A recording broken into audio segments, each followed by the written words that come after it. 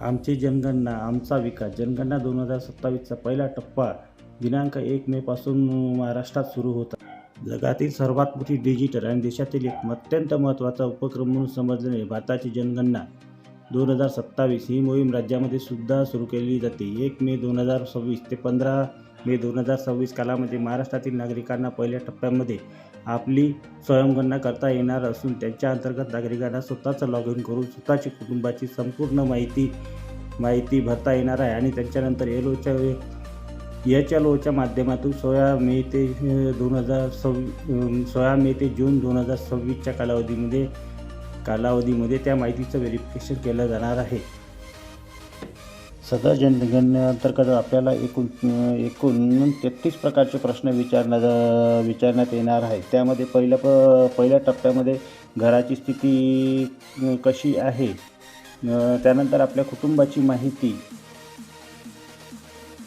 माहिती, त्यानंतर आपल्या कुटुंबास उपलब्ध असलेल्या सुखसोयी आणि त्यानंतर कुटुंबाने धारण केलेली मालमत्ता व इतर माहिती याची संपूर्ण माहिती या जनगणनेमध्ये समाविष्ट करण्यात आलेली आहे.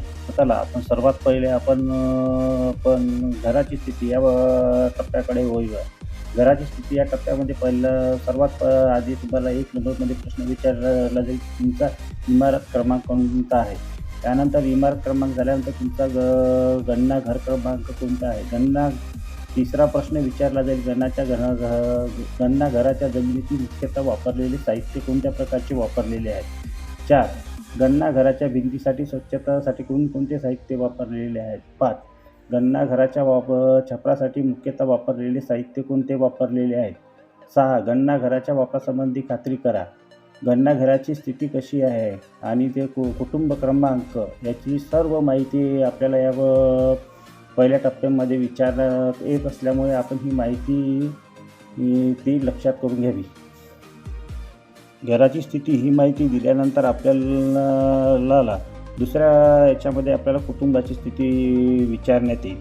कुटुंबाची स्थिती यामध्ये 9व्या क्रमांकावर आपल्याला एक प्रश्न विचारेल, कुटुंबात सामान्यतः निवास करणाऱ्या व्यक्तीची किती संख्या आहे.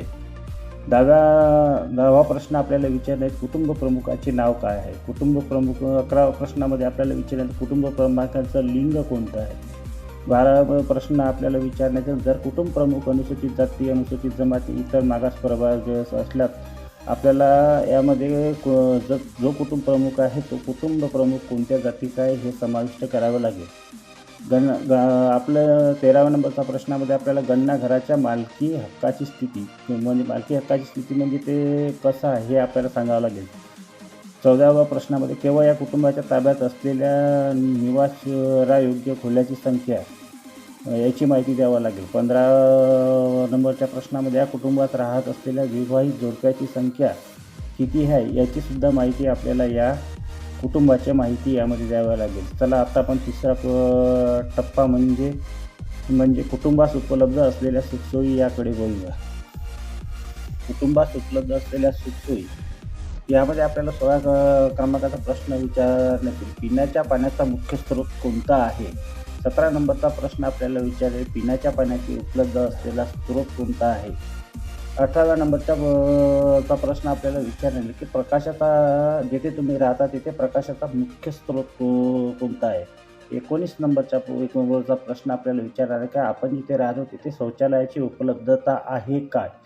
20 नंबरचा प्रश्न विचारण्यात येईल आपल्याला शौचालयाचा जे शौचालय आपल्या इथे आहे ते शौचालय कोणत्या प्रकारचं आहे. 21 नंबरचा प्रश्न विचारला झाले, सांडपाणी सोडण्यासाठी जोडलेली व्यवस्था कशा प्रकारे आहे. 22व्या नंबरवर आपल्याला प्रश्न विचारला जाईल, स्नानगृहाची उपलब्धता आपल्याकडे स्नानगृह आहे का. 23वा नंबरचा प्रश्न आपल्याला विचारण्यात येईल, स्वयंपाकघराची उपलब्धता आणि LPG PNG जोडणी आहे का. 24 नंबरच्या प्रश्नामध्ये आपल्याला विचारण्यात येईल की स्वयंपाकासाठी वापरण्यात येणारे जे मुख्य इंधन हे कोणते आहे. अशा प्रकारे आपल्याला कुटुंबात उपलब्ध असलेल्या सोयी की यामध्ये हे प्रश्न शेवटी आपल्याला अत्यंत महत्त्वाचा असा एक महत्त्वाच्या मुद्द्यावर प्रश्न विचारण्यात येईल. तो मुद्दा म्हणजे कुटुंबाने धारण केलेली मालमत्ता व इतर माहिती म्हणजे आपल्या कुटुंबाकडे काय काय आहे याची संपूर्ण माहिती आपल्याला त्यामध्ये विचारण्यात आहे. त्यामध्ये आपल्याला 25 नंबरवर एक प्रश्न विचारायचा, आपल्या घरी रेडिओ किंवा ट्रान्झिस्टर आहे का? 26 नंबरच्या प्रश्नाचा जो प्रश्न आपल्याला विचारला आहे त्यामध्ये आपल्या घरी दूरचित्रवाणी म्हणजे टी व्ही आहे का? 27 नंबरचा प्रश्न आपल्याला विचारण्यात येईल, आपल्याकडे इंटरनेटची उपलब्धता आहे का? 28 नंबरचा प्रश्न आपल्याला विचारण्यात येईल, लॅपटॉप किंवा संगणक आपल्या घरी आहे का? 29 नंबरचा प्रश्न आपल्याला विचारण्यात येईल, त्यामध्ये दूरध्वनी किंवा मोबाईल फोन किंवा स्मार्टफोन हे कुटुंबाकडे आहे का? 30 नंबरचा प्रश्न आपल्याला विचारण्यात येईल, सायकल किंवा मोटारसायकल किंवा स्कूटर किंवा मोपेड हे सदर कुटुंबाकडे आहे का? 31वा क्रमांकाचा प्रश्न आपल्याला विचारण्यात येईल, कार आहे का? जीप, व्हॅन यापैकी कोणतीही चारचाकी वाहनं आहेत का? 32 क्रमांकाचा एक प्रश्न आपल्याला कुटुंबात सेवन केले जाणारे मुख्य धान्य कोणते आहे? 33वा क्रमांकाचा प्रश्न आपल्याला विचारणार आहे की मोबाईल क्रमांक आहे का? फक्त जनगणनेसंबंधी संपर्क करतात. गणना करता सर्वप्रथम आपल्याला http://census.gov.in इथे जाऊन आपलं राज्याची निवड करावी लागेल. त्यानंतर कुटुंब नोंदणी करावी लागेल. कुटुंब नोंदणी करण्यासाठी आपल्याकडे 10 अंकी मोबाईल नंबर असावा. पर्यायी व्यवस्था म्हणून त्याच्यामध्ये आपण ईमेल ID पण टाकू शकतो. कुटुंब प्रमुखाचं नाव एकदा घेतल्यानंतर नाव बदलता येणार नाही. प्रत्येक पोर्टलवर आल्यावर आपल्याला आपल्या आवडीची भाषा निवडून घ्यायची आहे. त्यानंतर आपला जो नोंदणीकृत मोबाईल नंबरवर त्यावर एक OTP पाठवला जाईल.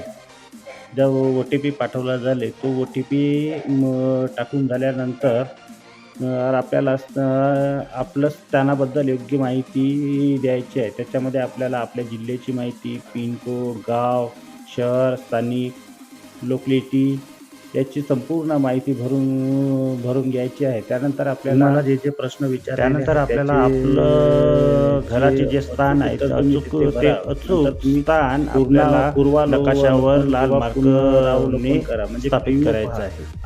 आपल्याला जी माहिती पुरवलेली आहे ती माहिती अचूक आहे का? जर ती अचूक असेल किंवा त्यामध्ये काही बदल सादरीकरण करण्यापूर्वी पुष्टी करा.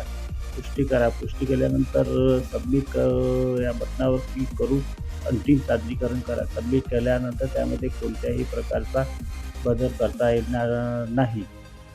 यशस्वी सादरीकरण केल्यानंतर आपल्याला 11 अंकी SCID तयार होईल, जी H अक्षराने सुरू असते. हा क्रमांक SMS किंवा ईमेलद्वारे आपल्याला पाठवला जाईल. ज्यावेळेस जनगणना प्रगणक इम्युलेटर आपल्या घरी येईल त्यावेळेस आपल्याला हा SCID द्यायचा आहे. जर आपण दिलेला SCID अधिकृत नोंदणीशी जुळत असेल तर खात्री करून आपली माहिती स्वीकारली जाईल. जर SCID जुळत नसेल तर आपली माहिती निराळी केली जाईल. अशा प्रकारे